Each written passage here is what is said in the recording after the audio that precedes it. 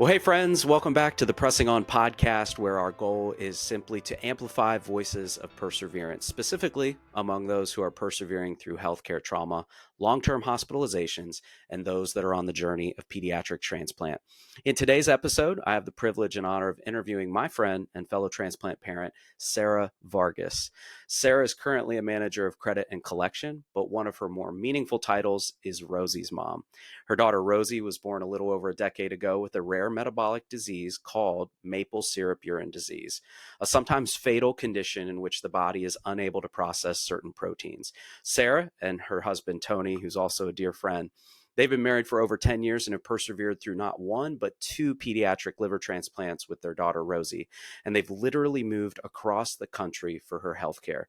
Their journey led them to relocate to Pittsburgh in 2015 to be closer to the stellar care that Rosie has received from the transplant team here at Children's Hospital of Pittsburgh. And so, born and raised in California, Sarah has a bachelor's degree in marketing from California State and an MBA from California Lutheran University. Also, she's a former board member for Transplant Families, a like-minded organization that unites families on the journey of transplant by providing inspiration, support, and education. She and her husband, Tony, have been married for over 10 years, and they have three wonderful, precious children. They're also avid fans of Los Angeles sports, especially the LA Dodgers. I think you're really going to enjoy hearing from Sarah today as she shares their family's transplant journey and all that went into moving across the country for Rosie's care. She affirms taking care of your mental health and gives a really good glimpse of what it looks like to care for your child before, during, and after transplant. And as a fellow transplant parent, I know you'll be encouraged by their journey. Can't wait for you to hear from Sarah Vargas.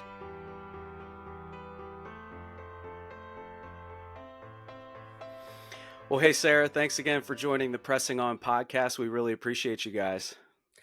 Richie, thank you so much for having us. You know, I love to do anything and to collaborate with you and Reagan. Well, I think that our listeners need to know that you and your family are a model of perseverance in many ways. But we actually recorded the first version of this episode a month ago.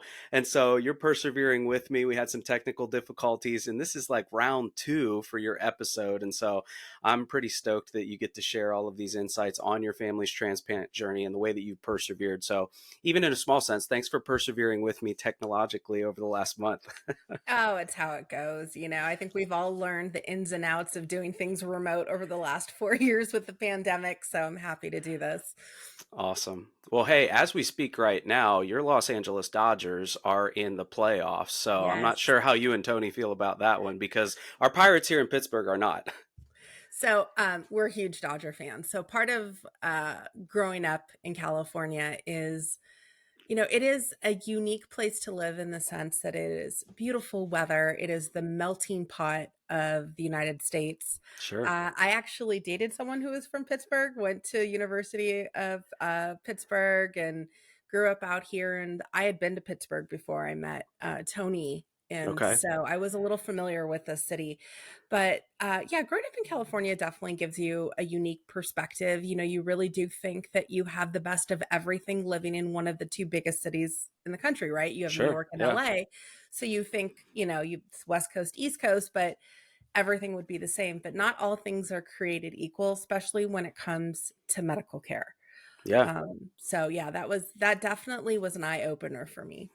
Absolutely. Well, you mentioned your husband, Tony, who's a dear friend, and I love it when I see like fathers that are engaged in their child's healthcare. Like you guys are a dynamic duo for sure. You share so many responsibilities, your team players in your daughter's care. Like share with everyone a little bit about how you guys met, how you guys became such a dynamic duo, and how you balance that care, with your partner. Yeah, so ironically, well, maybe not ironically. I just think it's funny because they say you meet people when you're least ready to meet someone, right? Oh, yeah, yeah. So I had just gotten out of a relationship. I was really, truly in that place where I was happy being single. I just wanted to focus on myself. Went to the grocery store and there was Tony, right? He was working at Whole Foods and we went on our first date and 9 months later we were married. 10 months later Oh, I was wow. pregnant and Yeah. I think when you know, you know. I think when you Hmm. meet the person and they say that, but until you actually meet that person, you don't really know what that means. Sure. And with Tony, it just felt different than anyone else I had ever dated. I just knew that we were a great match. But rushing into the relationship and then being hit with such a medical crisis so early into Mhm. parenthood, into our relationship, I think it is somewhat, I don't want to say it's luck, but we've put a lot of work into our relationship as I know we'll talk on mental health and therapy Yeah, and things like that. sure. But I think that Tony and I, our strengths play off each other. And we Mm. know that it's okay that one person takes the lead on something. I am better talking to doctors and handling when they go round and round and following up on certain things. And not that he's not involved, but I take the lead. He Mhm. is more involved in all the things that support us. So he makes sure we're fed. He makes sure that we have everything we need, Mhm. that if I'm there, he can pick up the slack on whatever I need. And that is a really important thing that I think sometimes goes unnoticed, you Sure. know? So I think that when you're looking at a relationship, you have to go, what am I good at? What are you good at? And how can we combine those things for what our Mhm. child needs and what our family needs right now?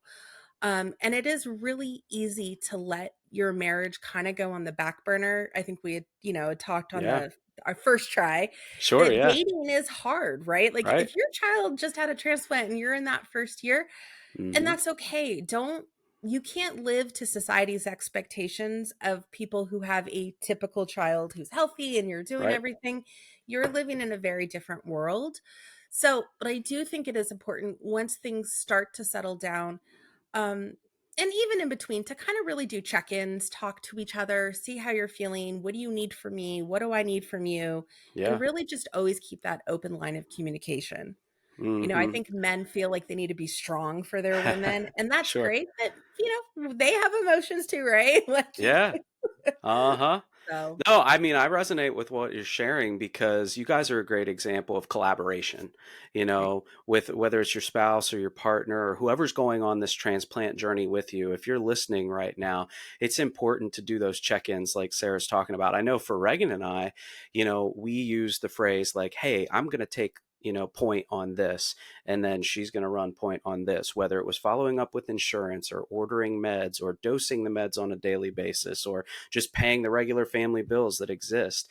Otherwise, it's definitely important to kind of divide and conquer those responsibilities. And it's an honor and privilege to be able to share that with somebody because we recognize that some people are going on this journey as a single parent. And so I appreciate you guys sharing that because I've noticed like there's some people that I meet at the hospital that are on the transplant journey that unfortunately they're going this road alone. And you have a great partner in Tony, and I'm really thankful for him and you sharing that as well. You guys collaborated and made the decision together to eventually move to Pittsburgh, and I want to get into that story a little bit here because your family has a really specific story of perseverance with your daughter Rosie and her road to transplant, not once but twice. And so would right. you be willing to take a couple of minutes and walk us through what that looked like for you guys from diagnosis to transplant, hospitalization, surgeries, complications, and then how things sit today? Yeah, of course. So, Rosie was diagnosed through newborn screening with Okay. a rare metabolic disease, MSUD, as you know, Hmm. like Micah, different, but still within the family of metabolic diseases. Right. Um, for For those those that are listening, MSUD, maple syrup urine disease. yes, which is these metabolic disease, your metabolism changes every few hours. So I try to explain it. It's like being a diabetic, but then instead of doing a finger prick and getting your insulin levels or your sugar levels, you're getting it 12 hours later, days later. Yes. It just doesn't matter anymore. It's changing so consistently. And the thought of crisis, where it Mm. could be coma, death, permanent brain damage, for us, it never felt like a decision. It was, Hmm. this is the path to protect our child. Yeah. And I am grateful that we both felt that way because I know families that don't, and that there is controversy within the community. But we decided, Sure. we went, I'm not going to name the hospital, but the local hospital in California did not make us feel seen or heard Yeah. and just told us, come back in 6 months when she has another crisis, if she has another crisis. And the whole point of transplant is to avoid that, to Right. not go through that again. And so luckily I think support groups can be used in ways that are appropriate. I think it's Yeah. not a good place for medical advice. It's not a good place for necessarily mental support. in place of therapy. That is not therapy. Right on. Everybody has a different opinion, but I Right do on. think it's a good way of connecting and saying, what do you know about this hospital? What do you know about this doctor? What do you think Sure. about this? And getting those kind of connections. And I was able to find someone who was transplanted in Pittsburgh, told us to call. We did. Rosie had complications with her first surgery because she was so small. Mhm. We knew once we went and tried to transition care back to our hospital back home, we felt the difference. After you've received world-class service and world-class doctors, going to anything less is just not acceptable for your child. For us, when we decided to move to Pittsburgh, it was going to be for a year or two, tops, max. Why would we leave sunny California, right? We're going to Sure. bring our child, we're going to get her stable, and then we're going to go back home. Mhm. Um, but we fell in love with Pittsburgh. We fell in love with the city. I think this is probably one of the most hidden gems of a place to live in the United States that people don't realize. I think they have an Yes. idea of what Pittsburgh is, and then they come here, and if you live here, it's so much more. And I love living Absolutely. here and the connections and the people that I've made here. And then obviously Children's Hospital Pittsburgh and the transplant team there, they're best in class. So that was really Mhm. how we ended up. And now we've been here 9 years and we love it. Wow. That's And we amazing. talk to the kids like, do you want to move back to California? And they're like, no, we can just visit. Now, for our listeners that are not in the great city of Pittsburgh, obviously I'm a little biased and Yes. partial, but share maybe a thing or two that you guys have, come to love about this city. Oh, wow. Well, one, growing up in California, the cost of living, right? Yeah. And it is not the cheapest city in the US, right? There are places that are less expensive, but there's good jobs, Mhm. there's good industry. It's very easy to get into downtown and to go to things. There's sports, there's culture, there's history. Mhm. There's a lot of that old industrial revolution money that was Mhm. invested in the city. So there is the art and the culture and the things that you come to just realize that growing up in a big city, you appreciate having. You can go to a concert, you can go to the museum, um, and there's a million small mom and pop restaurants here Yeah. that really flourish, including pizza. I know we talked about this, but there Yes. are so many good pizza places here. And Uh-huh. I gave this as a shout out last time. I'm going to do it again. If you're at the hospital, DoorDash, Caliente Pizza, it's Mm. delicious. It's close to the hospital. Um, so yeah, those are and the people. I mean, this is a Mhm. place that has a big city with a small town feel, You're right. and I just love it. Everybody No. truly wants to help you here. I love that. Anytime that I can get a plug in for Pittsburgh, I do because it seems self-serving. Honestly, Reagan and I moved here 17 years ago, thinking like this will be a great start for our relationship and to get life started in our professional careers and stuff like that. And then we'll move to another city. And here we are 17 years later, and we love it, and we can't envision ourselves going anywhere else. So, you mentioned before, the world class transplant team at Children's Hospital of Pittsburgh. For those that might not be familiar, and obviously my family's experienced their amazing care personally, but talk for a moment about the pediatric transplant team and what makes them world class and stand out in their field here in Pittsburgh. Oh, well, the first thing that comes to mind is they're genuine, right? Mm, Like they genuinely want to help children. yes. This is not just I'm a doctor, I have a good career, I'm in here and I make money. They really care about their children. And the example that I can think of, there's two, but one is we were at a Walk for Children's, which is a great thing to Yes. sponsor and do that helps with a lot of children. But Rosie was right before her second. She was very sick, didn't want to walk. We were getting ready to leave. The whole crowd had kind of moved on. The walk had started. And the head of the department, right? So this is a man who's in charge of everything, doesn't need to even know who we are, Mm, saw us, came and said hello and said, "How are you?" We're like, "We're fine." And he's like, "No, how are you? How is she? How are things really?" Like that kind of care. There's doctors that have stayed with us in the hallways at 2 a.m. just being there for us. yeah. If they give you their cell phone numbers and say, text us, they'll do this for any family. This isn't us because we know them. Hmm. And they say most families don't, but I have. And guess what? They respond. They Yeah. will answer you, you know?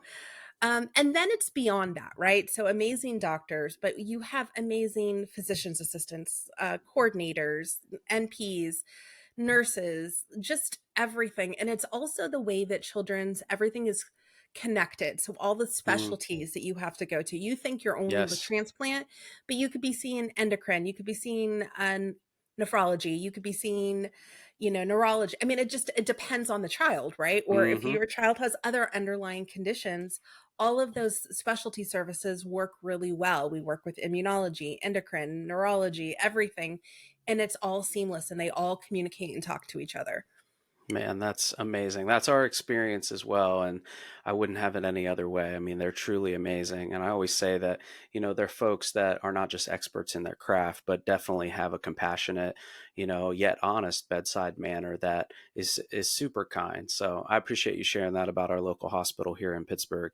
If we transition to maybe how you felt supported during your transplant journey, if you would maybe share an example with our listeners of something that made you feel supported during your family's transplant journey, whether that be from someone in your family or a friend or someone that you met at the hospital. What would be some examples of ways that people might be able to support those that are going on their transplant journey? So I think for families, I think the hardest thing sometimes is to accept the support, right? I think Sure. that we think like we don't want to do that. So one of the biggest ways we felt supported was by speaking to CODA, the Children's Organ Transplant Association. So Yeah. they are a huge amount of support, not just in helping you set up the fundraising and all of that, which we could do a whole podcast on why you should set up, regardless of your Absolutely. financial status, right? Like Yes. we are not we are not about, we're not almost homeless, but we're definitely not rich. We're kind of middle class. And, Sure.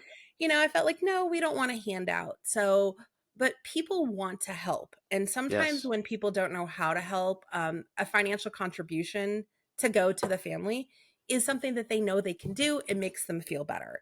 So I've Hmm. learned, I would say, support is allowing people to support you however you need. There are different ways. I've gotten support from people just showing up with a coffee, sending Yeah. us a meal, just giving a text even that says, hey, no reply necessary, but I'm thinking of you. Absolutely. Here's a gas card, here's some groceries. Here, we had neighbors that came and weeded our yard and, mowed our lawn and did things like that. So I think anything that can help people. It Hmm. doesn't have to be a big grand gesture. It doesn't have to be the right words. It's just you're here and we're with you and you're not alone. However that may 100%. be is all that people really need. And I think I remember the people who checked in and the ones that don't. Yeah. I will say the one thing that I was a little surprised about going through this is Hmm. I was very surprised about the people that stepped up and the people that didn't. Wow. So I Yeah. think that is something that you learn very quickly when you're faced with something like this and you have a child that has an ongoing chronic illness. Sure. You may lose friends. You, Yeah. you you will lose friends, right? You may have Hmm. people that don't show up the way you want them to. Let them, right? Like let them be Hmm. that people, and the people that do want to step up, let those people too, because that's when I think we really find out in life who the people who are truly there for us is through Yeah. these hard times. And I think that's something we don't really talk about, No, you that's a know? great point because I remember Reagan and I sharing on our transplant journey, just the simple phrases like talking about a specific person that provided something for us or we felt blessed by, and we were like, wow, they just get it, Yeah. and there's people that step up and people that step away. And I always tell people, like, don't worry about saying the right thing. People don't remember in the midst of their healthcare trauma what you're saying at that time, but they remember that you were there, Yes. and so doing something tangible for a family like you just described is super powerful. Hey friends, I'm Reagan Reeder, co founder of Pressing On, and I love providing leadership to the organization as we uplift, resource, and coach hospitalized families, many of whom are on the journey of pediatric transplants. This season of the Pressing On podcast is sponsored by our friends at CODA, the Children's Organ Transplant Association. You can look them up online at coda.org. CODA helps children and young adults who need a life-saving transplant by providing fundraising assistance and family support. They're the trusted leader in supporting transplant families financially for a lifetime. CODA has helped raised more than $125 million for transplant-related expenses since 1986 and have seen approximately 2,400 CODA patients transplanted successfully. CODA is a 501c3 nonprofit organization, so funds raised to help meet the needs of transplant patients are not considered income for families, and CODA's services are provided at no charge to transplant families. As the mom of a transplant recipient, I'd highly recommend their services because I've seen firsthand how CODA's compassionate care and financial guidance has helped our family since my daughter's transplant before, during, and after her transplant in 2017. For more information on how CODA might assist your family financially on the transplant journey, head to coda.org. That's COTA.org. We're always interested in pressing on to talk about the holistic health conversation, intellectual, relational, physical, emotional, spiritual. We're complex people. We have all of those needs. There's various parts of who we are. And when you think back on your time persevering through transplant, can you share one part maybe that you did pay close attention to, and then maybe one part that, you kind of neglected at times? Are you able to speak to that holistic health conversation? Yeah, of course. Well, I'm a big proponent of mental health and therapy. I'm in therapy. My husband, Tony's in therapy. We Yes to have therapy. done marriage counseling on and off, right? We're on right now. Absolutely. And we have a really strong marriage, right? Like, we're not on the verge of divorce, which is a lot of times when people seek out marriage counseling. No, Sure. we're 12 years into our relationship with 3 kids. There's going to be things that need to be touched up now and then, right? It's Absolutely. it's just a good checkpoint to build better communication. So I'm always advocating for that. I think that Hmm. the things that I focused on was learning all I could about transplant, the That's good. education. I am a person that likes to delve into the details. So for me, that was one place that helped me understand things better. I knew how to ask questions. I knew I think it comes with time too, that not Hmm. everything a doctor tells you is always exactly how it has to go. You can ask questions. Sure. What are the alternatives? What are things like that? One thing I definitely neglected during the time, and I think we've talked about this, is I was in survival mode. I Yeah. definitely neglected my mental health, my marriage, my relationship. Not because I didn't want to, but that's just all I had, right? Like, Yeah. I think we have to allow ourselves to give ourselves grace on the days that we can't get up and do more than what is the bare Right. minimum. Yeah. And listening to yourself and understanding what your body needs, what you're, staying hydrated is such a, like Yeah. a simple thing. But if I could go back and just be like, drink more water, like, Yeah. but, you know, just trying to make sure that you are stepping away sometimes. It's very hard. Hmm. You never want to leave your child, but you do need to take care of yourself. And that whole saying that you can't give from an empty cup, well, it's true, but Yeah. you've got to fill that cup. If that cup is empty, you have nothing to give anyways. Yeah. And then go back and reevaluate and check in on your relationship and those. But those are things that in those toughest, darkest moments, it's okay that they're not where you want them to be. Man, that's really, really powerful and beautiful. I appreciate you sharing that. I can Yeah. remember Reagan and I having conversations in the hospital that were like, listen, I'm emotionally spent right now. You're important to me and I love you. And I wish that we had more time to invest in us right now. But just a couple of sentences like that just kind of acknowledge the situation goes a long way. So when you get to a more stable place later on, that, we can go to couples therapy and say, okay, how can we grow? How can we develop our communication? How can we persevere and press on now that we're not necessarily in the throes of trauma, but still experiencing it, in the future. And so that I really appreciate you sharing that. That's powerful. Yeah, and Um, I think there's just 2 things I wanna add to that I think are yeah, really important, if I yeah, may. One go for it. is I found something every day to be grateful for. One thing. Yes, And I think yes. we talked about that, right? Like, at the time, this is kinda dating when it was that they still had the pop shop at the hospital, and I'd get my chicken dumpling soup on it was and now I don't remember if it was Tuesday or Wednesdays, but whatever it was, they had that chicken Uh-huh, dumpling soup. I was looking forward to that, right? uh-huh. One thing, this one, a lot of times a medical journey is, 2 steps forward, 1 step back. Well, what Sure. was the 1 step forward that we were able to keep? What was the Mm-hmm, one thing, even if it's something as they're alive today, that is mm-hmm. something to be grateful for, right? Yeah, The other thing I would say is in the relationship, and I think this is really important and something that my husband and I really focus on, is that Hmm. we always make time to find a few seconds to appreciate each other. I Oh, I love that. appreciate that you went and grabbed coffee for us. I appreciate that you cooked dinner tonight. Hmm. I appreciate it's just those, and I didn't even realize until we were in therapy that we do it so much, because she said, "Oh, do it at the end of the night." And at the end of the night, we'd sit down and we'd be like, I don't know," because we did it all day long, right? Yeah. Hmm. And so I realized that is a habit that I think we learned during that time, is to look for things to appreciate, and just keeping that mindset, not to say you can't be sad and have your Hmm. moments, but if you try to look for the good, you're going to find it. If you look for the bad, you're Yeah. going to find it. Yeah. So, I really feel like you hit a great point there, that like we're kind of refined by the fire, that in the midst of those tough times, we're learning things and growing in ways in our character and in gratitude that we yes. never could grow without that kind of like really, really tough trial in our lives through the healthcare, things with our kids. So I appreciate you pointing that out, because it helps us see that there is purpose that can come from our pain. Um, I'm curious, because I think that this looks different for every transplant family.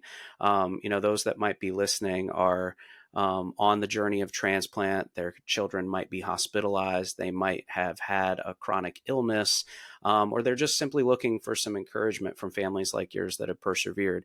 Can you share what daily care at home looks like for a transplant patient? Because many people might not know all the things that are monitored on a daily and weekly and monthly basis, like appointments and meds. And what does that look like for you guys and Rosie right now? Well, right now it's very easy. She takes 4 pills once a day, right? Or in the morning, she only takes her Prograf. She takes 1 pill at night that isn't time sensitive. So that gives Sure. us a lot more freedom. Mm-hmm. But when we first came home, it's chaos, right? It's Yep. organized chaos. It is insane. When we came home, she was on TPN. She had a central line. She had a wound vac at that point. She had Wow. emesis issues. Like, it was a lot, to the point where we decided that we needed to blow up an air mattress and sleep downstairs and be Mm-hmm. in one area where everything was. It was just easier for our life. Sure. So number one, do what works. Yeah. Okay. Ignore what everybody else has to say. Your life it works the way that it works for you, period. Yep. That's end of story. Two, you are going to get labs depending on what it is once a week, every few days. You're going to clinic 1 or 2 times a week, depending as it Mm-hmm. goes. We would prep meds between lab draws, because in the beginning you're constantly adjusting doses, adding, Mm-hmm. removing. So if they're little, we would buy syringes on Amazon. You could get like 100 pack, which you can deduct from HRA and all of that, Yeah. and they're washable. You can reuse them. We're not looking to spend that kind of crazy money too. Reimbursable by Coda too, if anyone's Yes. looking. But we would buy syringes in 10, 5, 3, and 1 mLs, depending on what we needed. Mm-hmm. So, and we would have all of them on hand, because as meds changed, we would have to go searching for syringes to fill up, right? We already Mm-hmm. had everything. We would get a laminated checklist. You can do a written checklist, whatever it is, reminders, multiple things. What did we do with the meds? Because you talked about tag teaming, right? Right. When you get to be on an 8 and 8 schedule like you are in the hospital, that's Mm-hmm. great. I would suggest also in the very beginning, if possible, follow that 8 to 8 schedule, at least in the beginning, because then when they're doing labs, they're looking based on that type of schedule for tacrode levels, sirolimus levels, or whatever it is. So, Yeah. and then as it gets further along, you learn the system that works for you. Mm-hmm. I think most chronic families or most chronic illness families have like a dedicated cabinet just to meds Yeah. and things like that. Sure. We have that. Like, Yeah. there's a whole cabinet in our kitchen that is just for our medication. Now Rosie's on pills. It's much easier, but in the beginning it was just trying to keep track, because you're going to forget. You're so sleep Mm-hmm. deprived and Right. tired. And wait, did we change from this dose to that dose? Some meds have to be taken a few hours apart. Mm-hmm. That really helped us. No, that's great. I know that your family's extremely important to you, And, I'd love it if you can share with us maybe a little bit how your family's changed or adapted to all that you've experienced through Rosie's transplant journey.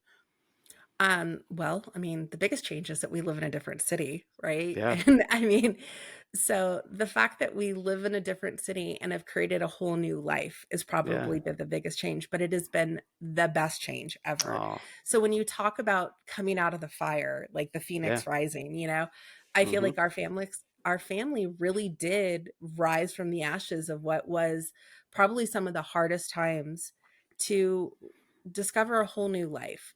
Wow. We have since adopted 2 children, so we went from a Yeah. family of 3 to a family of 5, which is Love it. crazy.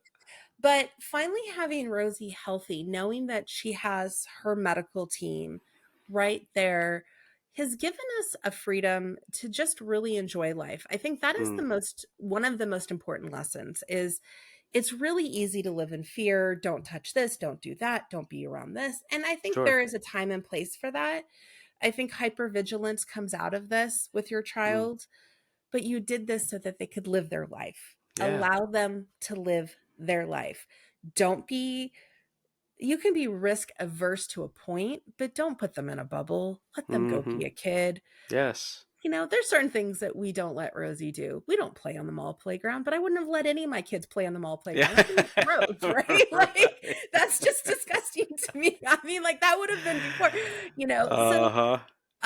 but we've learned how to do the Pittsburgh Zoo in a Yeah. way to avoid crowds, right? We get there early.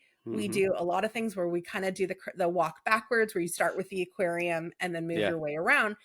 Things like that. Those are things that we've done, just showing up at events early before the big rush comes so that you enjoy it. And by the time it gets really busy, your young one's ready to go anyways. Yeah. Yeah. So those are things that have really changed for us. But we just now I feel like we're a typical family of 5 with 3 young children in, middle school and elementary, just living our lives with all the chaos of just rushing them out the door in the morning, Mm-hmm. homework, dinner, bath time, bedtime, normal stuff. I It happens. It does get back to normal again. I promise. I yeah. promise.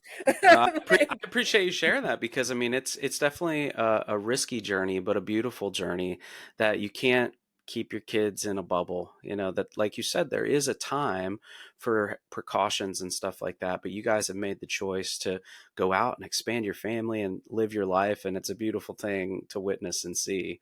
thank you. Um, before we head to the rapid fire round to get to know you a little bit better, there's one Sure. question here that I felt was really valuable when we recorded last month, when I asked you what specific advice that you would have for transplant parents that might be experiencing this journey for the first time. Oh God. I have to say to the mental health, right? Mm-hmm. The mental health is such a huge piece because I feel like everything in our life stems from our mental health. Mm-hmm. Wanting to be physically active and physically healthy comes from a place where you have self-love and self-care about yourself, right? Sure. It's very easy to put that off if you're in a darker place.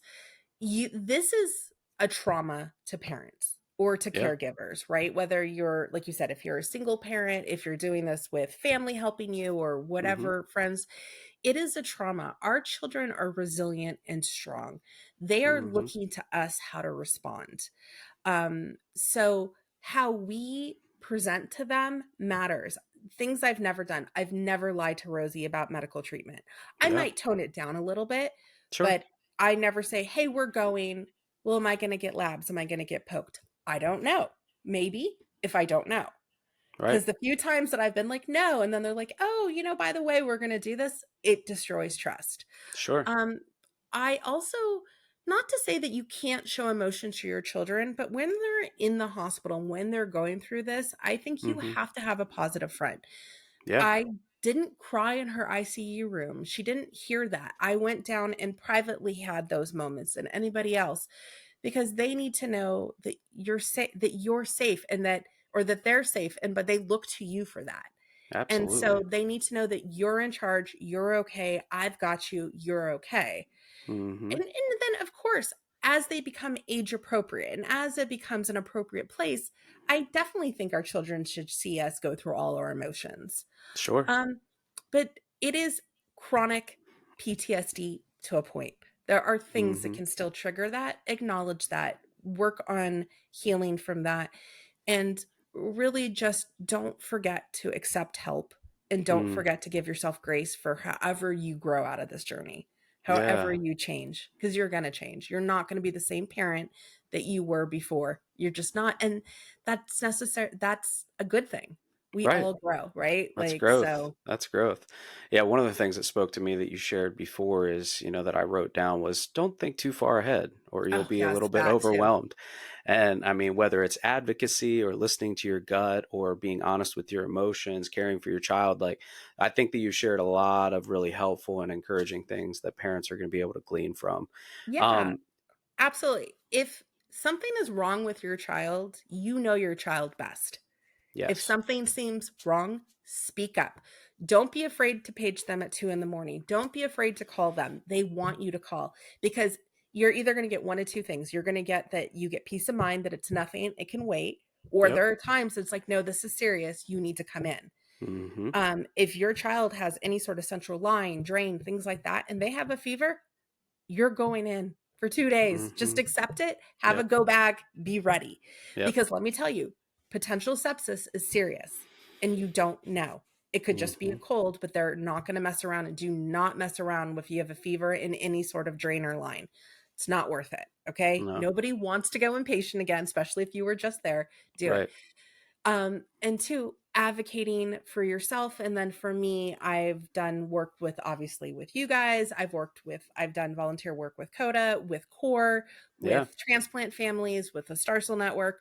And I love Mm-hmm. it. That is how it helps me heal. And there's one thing I didn't say before that I think is, I wish I had said, and I want to Go say for it. now. Yeah. Write your donor families. If you had a deceased Oh, yeah. donor, Hmm. there is no, you have to wait a year, at least in our area. I don't know about other ones, but for this, that is a misconception that you have to wait a year. Don't Hmm. expect a response. It doesn't have to be a long letter. Mm-hmm. But when Rosie got hers, I immediately wrote, just thank you. I'm thinking of you. I'm so sorry for your loss. There's no words, but we're here. I wrote another letter about 6 months later and wrote yet one third letter before I finally heard back. It took Wow. that family a long time to process the loss of their, it was their son. He was 21. And Mm-hmm. so I think, but she said those letters matter to her. Yeah. Someone saved your child's life. You can give them a thank you. That's it. Hmm. That's all you need to do. It does matter. It really, really matters. So please write your donors. Like, even if you don't know what to say, it could just be, thank you for saving my child's life. I'm sorry for your loss. Does not need to be more than that. Yeah, that's beautiful. And it's such a valuable opportunity to, like you Yes. said earlier, practice gratitude every single day. I know that, meeting our donor family was something that we didn't necessarily expect and didn't know if it would happen, but has been such a valuable and treasured relationship long term for us too. Hey everyone, I'm Olivia Reeder, and I love helping my parents serve hospitalized families through our Pressing On programs. Here at Pressing On, we're committed to meeting tangible needs, and we have various programs that help resource hospitalized families physically, emotionally, and spiritually, including our Hospital Care Package program, Transplant Backpack program, Gas Card program, Crisis Coaching program, and Children's Hospital of Pittsburgh program. So if you or a family you know is affected by a long-term hospitalization or is on the journey of pediatric transplant, we'd love to come alongside you with free resources during this time. Let me encourage you to visit our website at pressingon.org to sign up for our free resources or make a referral to one of our programs. Visit pressingon.org today. Thanks so much. Before we close and we get, some final advice from you on specific resources that were helpful to you and how people, can follow along these days, would love to do our rapid fire round with a couple of quick Yes. questions if you're game for it. Go. Let's do it. All right. Favorite place to travel on vacation for Sarah Vargas? Oh my God. Anywhere tropical, warm with a beach. Nice. Nice. Love it. Have you guys done that with your 3 kids, the 5 of you? We went to California this summer and we got to go to Malibu, where it's near where I grew up. So not That's necessarily amazing. tropical, but warm and a beach. I'll take it. Uh-huh. As we're all listening to this in late October or early I know. November, we're all jealous, of course. Yes. Favorite place to eat in the great city of Pittsburgh? Oh my God. So many. Like I said, it's where I go back to pizza. I love all the good pizza places out here. So I can't think of one. Too many good ones to name. Okay. All right. Pizza in Pittsburgh. That's it. Pizza in Pittsburgh. Favorite family activity that you all enjoy doing together? During the summer, swimming, being out by the pool, playing around, being outdoors, whatever it is. And during fall, we do Friday movie nights and we all get in our PJs and get candy and snuggle up on the couch and watch a movie. It's our favorite thing to do. That is awesome. I love those family traditions that are established Yes. like that. And then a little bit more serious question that I ask every guest on the podcast and yields some of the most blessed responses. But what does the word perseverance mean to you personally? Oh, I think it's just one step forward, even when you feel like you can't. Mm, And sometimes that's minute by minute, hour by hour, day by day. I think this is when I talked about not thinking too far ahead. When Rosie was first diagnosed, I was blessed to meet a coworker whose son had a really serious, very different, but sure. serious chronic medical issue. Hmm. And I had a million what if, what if, what if, what if. And I've learned that what if is anxiety, right? Like any Mm, statement that starts yeah. with what if is your anxiety speaking. Hmm. And and so if you're going to do that, you have to do it both ways. What if something goes wrong, but what if it doesn't? Um, and I've learned I can't, if you have a baby, you can't think about, well, what's this going to look like where they're in school? I Hmm. didn't know how everything was going to turn out. I didn't know how we were going to figure everything out. And if I thought about it, it was crushing, right? Like it was just Yeah. so overwhelming. But like everything, you have support, you will meet people along the way, you will figure it out and you will find it. So have Hmm. faith in yourself, have faith in everything that whatever you believe in.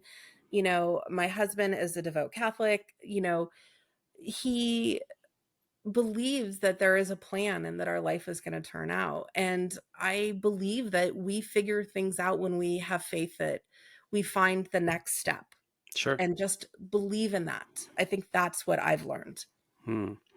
Well, this has definitely been a really fruitful conversation. So I definitely want to say thanks for having it. I think that those that listen will really be challenged with your story and how you guys have persevered, the advocacy for your child, for the mental health conversation, for all the things that you shared. But in closing, if you were to share specific resources that have been valuable along your transplant journey, whether that's a book or an article or a podcast or a resource, is there anything that comes to mind that's been encouraging and helpful to you in your family's transplant journey that others that are on the journey of transplant might benefit from? Um, I mean, one, my therapist, right? My husband. Those are Sure. probably my biggest resources. Yeah. So please get a therapist. You're going to need it. Even if it's the transplant psychologist, like that's Yeah. what they're there for. They really Right. know, right? Like, Mm-hmm. don't be afraid to utilize their resources or the social worker. Mm-hmm. The hospital resources. The hospital has a ton of resources for you, transplant centers. They're required to have them, right? Yeah. Especially if you're at a center of excellence. Two, Coda. Coda has been huge, right? So I think we talk about, you think that it's going to be, oh, well, it's just the medical cost. It is not just the medical cost. Transplant, you don't even know until you're in it, the things that can come up. So don't be afraid to ask for that kind of help and to allow people to fundraise. That's also money that is there for life for these children. So even if Yes. I like nowadays, I don't touch that money, but Sure. there is a lot of money sitting for Rosie when she enters into early adulthood and Right. these costs become her burden more. Right. Mm-hmm. And of course, Yeah. obviously for us, we're blessed that we'll always be able to help her. But for some families, that's not the case. And this money will be there for them too. Yes. And I think you need to find whatever resources work for you. Do your research, look at centers. If you are in a state and you're on state assistance for your medical health, like, you know, for your health insurance, Mm-hmm. you can go out of state to another hospital despite what they say. Mm-hmm. If you, so I know there's like, for instance, there's a lot of centers in Florida that will be like, you can't go there. Well, guess what? Atlanta is really close. You can go there. Yeah. Virginia, West Virginia is close. There's other places, Virginia, you know, where, so you just need to go and talk to those hospitals that you Mm-hmm. want to go to, and they will help figure out the insurance with you. You don't have to figure it all out alone. A Yeah. really good center is going to sit down with you and help you figure out your options. So know that whatever that center is telling you or whatever that is, that is not always the final word. Go seek second opinions. Yeah. And there is the theme of advocacy once Right. again, doing your Yep. research, not accepting just every single answer. Sarah, this has been really insightful, really encouraging. Really appreciate you joining the Pressing On podcast. Your family is an inspiration to a lot of transplant families. And so keep on doing great work. Keep advocating in this space. We really appreciate you. Oh, I appreciate you and Reagan so much. And, I cannot wait for our daughters to go to transplant camp this summer. Yay! Yes. Awesome. Can't wait for summer 2025. Yes. Hey, give our best to Tony. We really appreciate you. Thanks for joining the Pressing On podcast. All right. Bye. Thanks, everybody.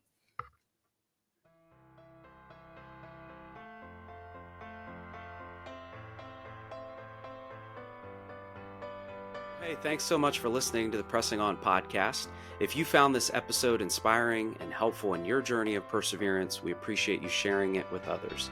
A great way to support our work of serving hospitalized families is sharing the podcast with family and friends, posting about it on social media, or leaving us a rating and review. Don't forget to visit our website at pressingon.org for our free programs and resources for hospitalized families. Follow along the Pressing On journey on Facebook, Instagram, and YouTube at Pressing On PGH. As we all press on through healthcare challenges, we need to stick together. Until next time, know that you are not alone. You are seen, valued, and loved. Keep pressing on.